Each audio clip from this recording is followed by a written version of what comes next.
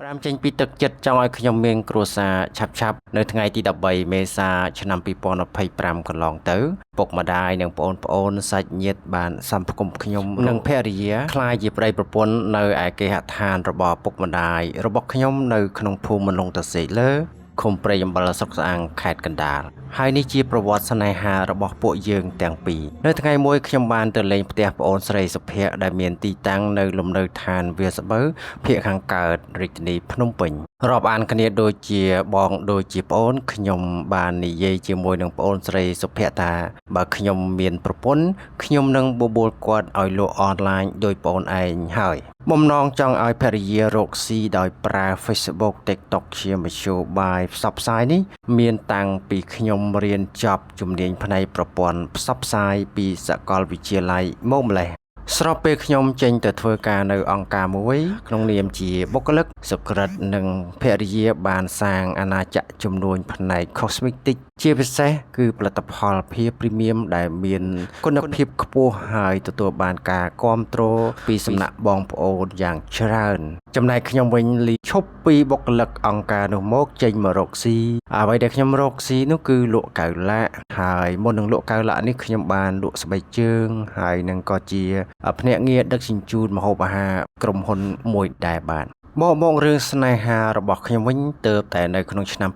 2024ខ្ទង់ខែ11ខ្ញុំផ្ដើមស្គាល់ជាមួយនឹងភរិយារបស់ខ្ញុំតាមរយៈប្អូនស្រីប្រធានក្រុមភីព្រីមៀមខាងច្បារអំពៅរៀបការនឹងក្រោយចូលឆ្នាំថ្មីភរិយារបស់ខ្ញុំបានលះបង់មុខរបរចាប់ហួយបន្តិចបន្តួចនៅច្បារអំពៅជាកន្លែងដែលនាងរស់នៅជាមួយនឹងកូនប្រុសតូចនិងអតីតស្វាមីដែលបានលាចាកលោកនេះទៅហើយនោះមកសម្របខ្លួនក្នុងបរិយាកាសថ្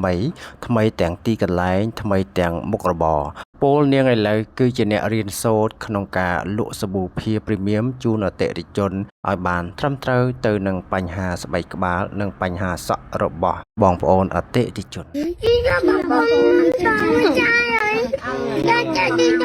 នៅពេលតបឆាតជាមួយនឹងភ្ញៀវនាងតល់គំនិត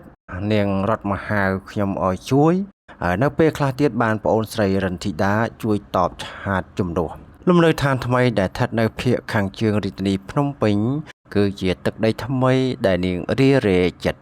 ដោយថាវាហាក់ដូចមិនទាន់ស័ក្តិសមនឹងជីវិតរបស់នាងសោះព្រោះរបស់របរសុទ្ធតែថ្លៃ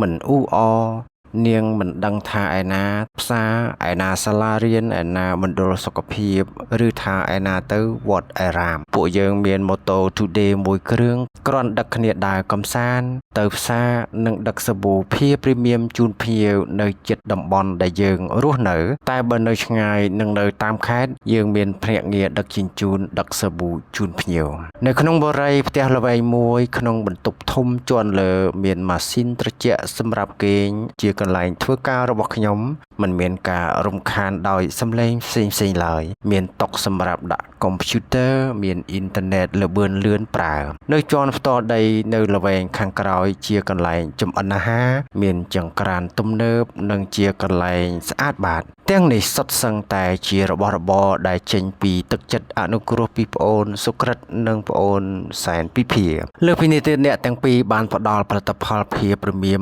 8ប្រភេទសរុប80ដបឲ្យគ្រួសាររបស់យើងខ្ញុំសម្រាប់លក់ជូនបងប្អូនណាដែលត្រូវការបើបងប្អូនមានបញ្ហាស្បែកក្បាលឡើងប្រេងចង់ទប់ស្កាត់បញ្ហាឡើងប្រេងចង់បដោះសក់ថ្មីសូមឆាតទៅកាន់ Page ភាព្រីមៀមបាន